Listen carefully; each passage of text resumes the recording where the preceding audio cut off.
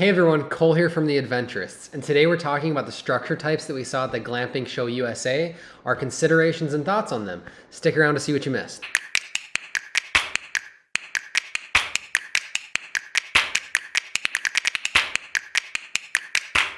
If you've been watching our channel lately, then you're aware that we went to the Glamping Show USA a couple weeks ago, and we were able to get our hands on quite a few different structure types just to see what's out there. Now, there's a massive variety of structure types out there, and this is definitely not an exhaustive list, but it's just a few that we really liked and we thought we'd share with everyone. To keep this a little more organized, I'm going to try to go from more temporary to more permanent, and although all these structures can technically be moved, there's some that are a little bit easier to do so than others. The first manufacturer we're going to start with is White Duck Outdoors, and they make bell tents and safari tents. These are all canvas style tents, and they have a variety of different sizes, 3 of which we're going to share today. So this is the 16-foot Avalon Belt tent, which is actually 16.5 feet in diameter. As you can see, there's a pretty tall ceiling here, and it's actually 9 foot 8 inches in the center. So there's enough room in here. They're actually showing a king bed and 2 chairs and some other furniture in there. It's fairly large. So this tent runs $1,070 in its base model, or for an extra $200 you can get fire retardant canvas, which would be $1,270 total.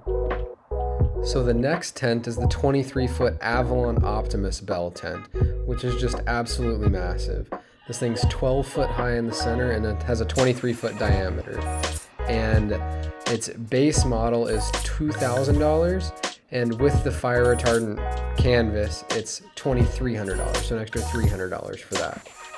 The third structure we were able to look at from White Duck Outdoors was a safari tent. So this is the 16 by 20 foot Alpha Wall tent, which is huge on the inside. As this is set up here, there's 2 beds, a couch, a desk. The 16 foot by 20 foot is about $2,800 in the base model, and you can add $300 to that for the fire retardant coating if you need it, which would make it $3,100. The main benefit of these safari tents is that you don't have the center post, and you also have higher sidewalls. So just in general, the space feels larger. So the next manufacturer we looked at was Tent Masters, and they seem to have a fairly high quality tent that is slightly more permanent than White Duck Outdoors, based on the framing itself being more permanent.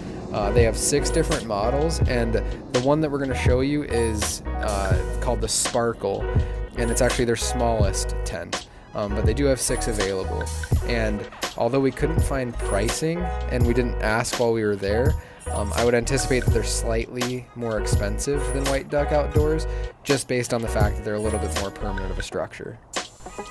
Conestoga Wagon Company started off as a wagon accommodation manufacturer, and they've since expanded to offer safari tents and prefabricated restroom facilities as well.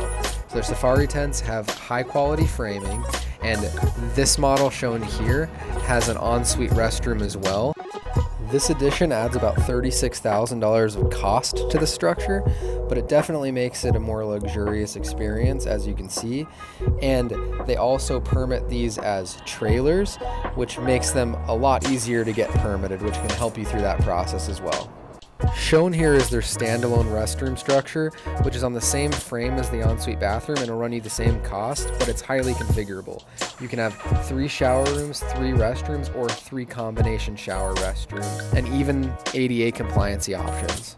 CAVCO is a manufacturer of park models and cabins, and they even have a line dedicated to the outdoor hospitality industry, which is what is shown here.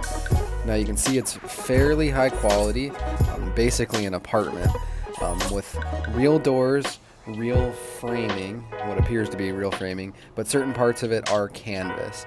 So it's kind of a mixture, but definitely more on the semi-permanent side. We couldn't identify pricing on these structures, but it's very high end, and I would anticipate that comes with an equally high price tag, but still certainly a fantastic option if you're looking for something more permanent. The last manufacturer we'll show in this video is Drop Structures, and these are actually a building that I've been interested in for quite a long time, as they're just architecturally really interesting and they're just beautiful.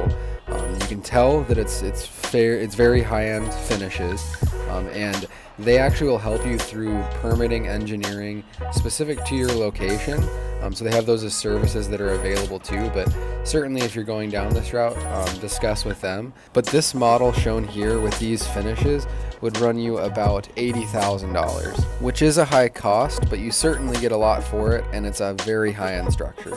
So that's it. Hopefully you have a better idea now of what structure types exist out there for glamping, and you can tell that it's not just basic tents anymore, although that's still a portion of the business as well. For our project, we actually have to tear down every year, so that certainly dictates what types of structures we can go with, and we actually have to go with a more temporary structure because of that. So that's all I have for today. If you enjoyed the video, feel free to hit the like button and let us know your thoughts in the comments section, and I'll talk to you next time.